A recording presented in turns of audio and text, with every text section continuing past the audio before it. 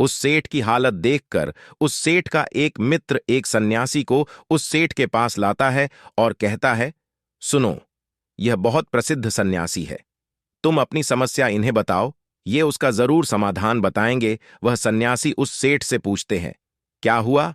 मैं तुम्हें पहले भी देखा हूं, परंतु तुम इतने कमजोर कैसे हो गए? कौन सी चिंता तुम्हें खाए जा रही है? सन्यासी की बात सुनकर वह सेठ सन्यासी से कहता है, मैं मृत्यु को प्राप्त नहीं होना चाहता हूं, कहीं मुझे मृत्यु ना आ जाए। सेठ की बात सुनकर वह सन्यासी मुस्कुराकर बोले, अच्छा, तुम्हें मृत्यु का भय है? वह सेठ कहता है, हाँ, मेरे पास इतना सारा धन है, इसका उपयोग कौन करेगा? मुझे मृत्यु को प्राप्त नहीं होना है, मुझे जीना है। वह संत कहते हैं, तुम्हारी इस समस्या का मैं अभी समाधान निकलता हूं। संत की बात सुनकर सेठ बहुत खुश होता है, उस संत के आगे हाथ जोड़ता है और कहता है, कृपा करके मेरे इस समस्या का समाधान कीजिए। वह संत उस सेठ से कहते हैं, मैं तुम्हें एक मंत्र देता हूं, तुम बस इसका उच्चारण भीतर भी और बाहर भी करना, मतलब मुंह से भी यही मंत्र बोलना और अपने भीतर मन में भी यही मंत्र बोलना।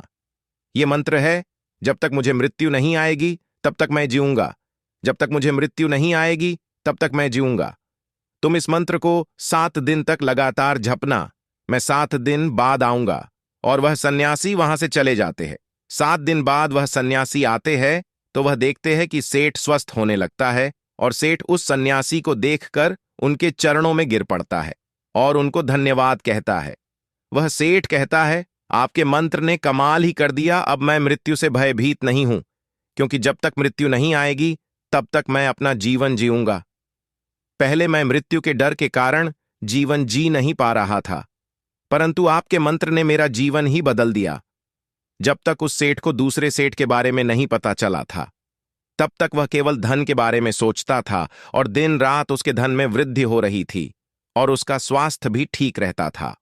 वह अपने जीवन से खुश था, परंतु जब वह मृत्यु के बारे में सोचना शुरू कर दिया तो वह मृत्यु के करीब जाने लगा और ऐसा क्षण आ गया कि वह कभी भी मृत्यु को प्राप्त हो सकता था।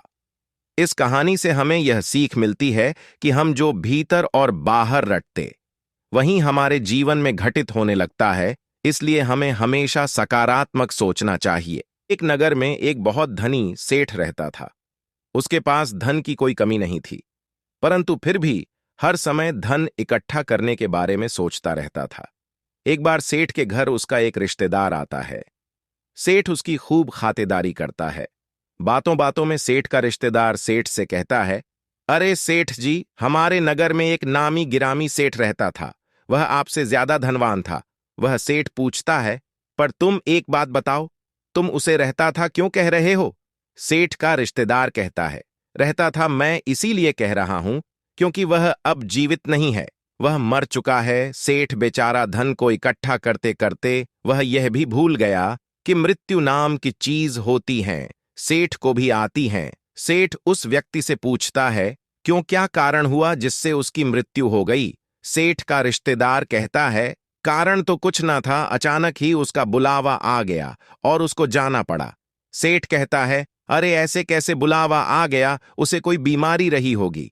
वह व्यक्ति कहता है, नहीं, उसे कोई बीमारी नहीं थी, वह तो अचानक ही मृत्यु को प्राप्त हो गया।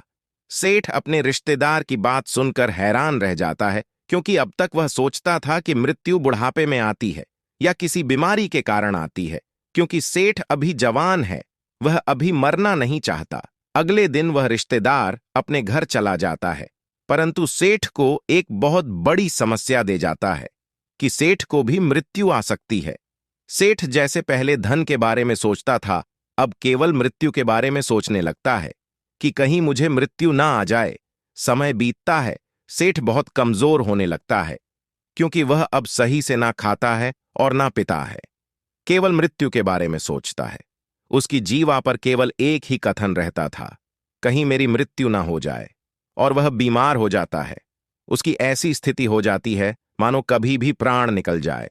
सभी लोग उस सेठ की ऐसी हालत देखकर बड़े आश्चर्यचकित होते हैं, क्योंकि उन्होंने देखा था वह सेठ हमेशा खुश रहता था, उसके पास धन की कोई कमी नहीं थी। पर अब इसको क्या हुआ?